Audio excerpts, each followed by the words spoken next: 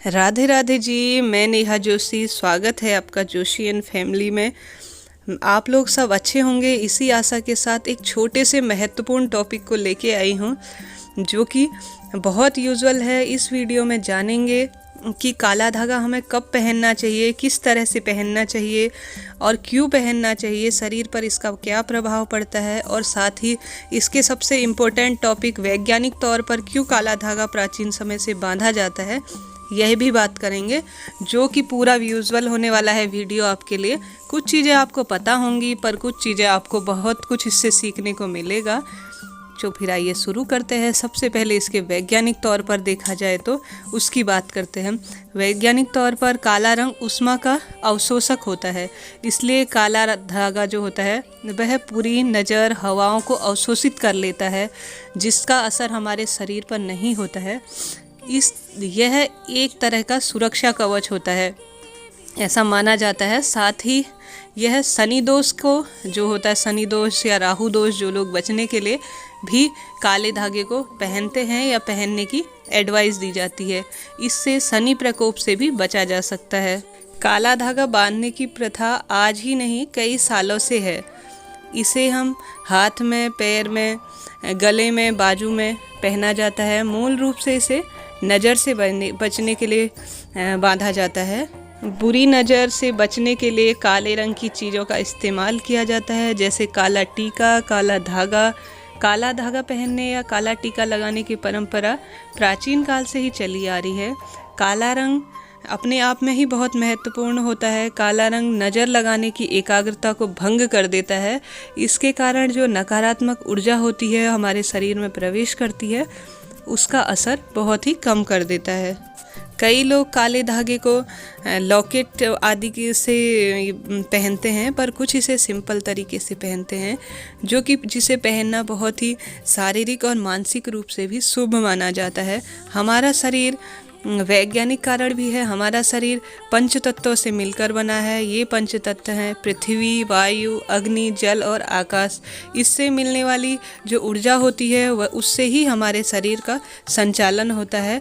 अगर यह विपरीत दिशा में हो या किसी की नज़रों में कुछ चीज़ें आ जाती हैं या चुभने लगती हैं, तो हमारे शरीर को मिलने वाली सकारात्मक ऊर्जा कम होकर नकारात्मक में प्रवेश कर जाती है, जिससे कि बहुत सारी कठिनाइयाँ हमारे जीवन में आती हैं। साथ ही जो बच्चे होते हैं जिनकी रोग प्रतिरोधक कम होती है क्षमता, उन पे भी ये विशेष रूप से प्रभाव डालती है। और साथ ही जिसका राहु, शनि और चंद्रमा कमज़ोर होता है, उन पर तो यह विशेष रूप से प्रभाव करता है। फिर आइए देखते हैं किस तरह से, कब और कैसे हमें, किस दिन हमें इसे धारण करना चाहिए, जो कि ये हमारे सारे कष्टों को दूर करने वाला हो। कई लोगों को मैंने व्यवहारिक जीवन में देखा है, बाज़ार से सूती कपड़ा लाए, धागा लेके आए और सीधे पहन लिया। ये बिल्कुल भी प्रभावी नहीं होता है। सबसे पहले आप जब भी धागा लेके आएँ, उसे मंगलवार या शनिवार को ही धारण करना चाहिए। ऐसा ज्योतिष विज्ञान में और पौराणिक मान्यताओं में माना गया है। इसे शनिवार और मंगलवार को धारण करना चाहिए। किसी भी दिन बाज़ार से लाए और ऐसे ही फैशन के तौर पर पहन लिया, यह बिल्कुल भी कारगर नहीं होता है। अब जानते हैं इसे किस तरह से पहना जाना चाहिए। जब भी आप मंगलवार या शनिवार को इसे धारण करें, आप अपने पैर के अंगूठे में धारण कर रहे हो या पैर में धारण कर रहे हो या गले में या कमर में, आपने देखा ही होगा करते हैं।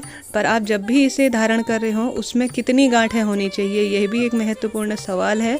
उसमें 9 गांठें होनी चाहिए। सबसे पहले आपसे संभव हो सके तो मंदिर में शनिवार के दिन या मंगलवार के दिन ले जाके, जो लोग अभिमंत्रित का मंत्र जानते हो उनसे मंत्रित करवा लें। पर यह संभव ना हो तो आप अपने घर के मंदिर में ही खुद से भी कर सकते हैं। आप शनिवार के दिन ओम शनिश्चराय नमः, ओम शनिये नमः का जाप करते हुए इसमें 9 गांठ लगा दें, या इसे मंगलवार को भी इसी तरह से 9 गांठ लगाकर फिर जाके इसे धारण करना चाहिए। यह बच्चों को, बड़ों को बुरी नज़र से और नकारात्मक ऊर्जा से बचाता है। साथ ही जिससे पेट से संबंधित परेशानी हो या पैर में बार बार चोट लगती हो, पैरों में कोई बाधा आती हो कभी भी, क्योंकि पैर ही होते हैं जो सर्वप्रथम हमारे ज़मीन पर पड़ते हैं या किसी बुरी एनर्जी पर हमारा पैर पड़ता है, क्योंकि लोग तरह तरह की बातें जानते हैं और उन तरह की अपने अपने हिसाब से चीज़ें करते हैं। तो जिसके भी पैर में समस्या हो या पेट में दर्द हो, वह अपने बाएं पैर के अंगूठे में इसे धारण कर सकता है और वो ही मंगलवार और उस शनिवार के दिन इसे धारण करना चाहिए। यह काले रंग का हो और साथ ही जैसा मैंने बताया, संभव हो तो किसी मंदिर में ले जाके करें, ना हो तो अपने घर के मंदिर में ही ओम शनिश्चराय नमः, ओम शनिदेवाय नमः इन मंत्रों का जाप करते हुए अपने पैरों में इसे धारण कर ले। प्राचीन समय से ही काले धागे का एक विशेष महत्व बताया गया है।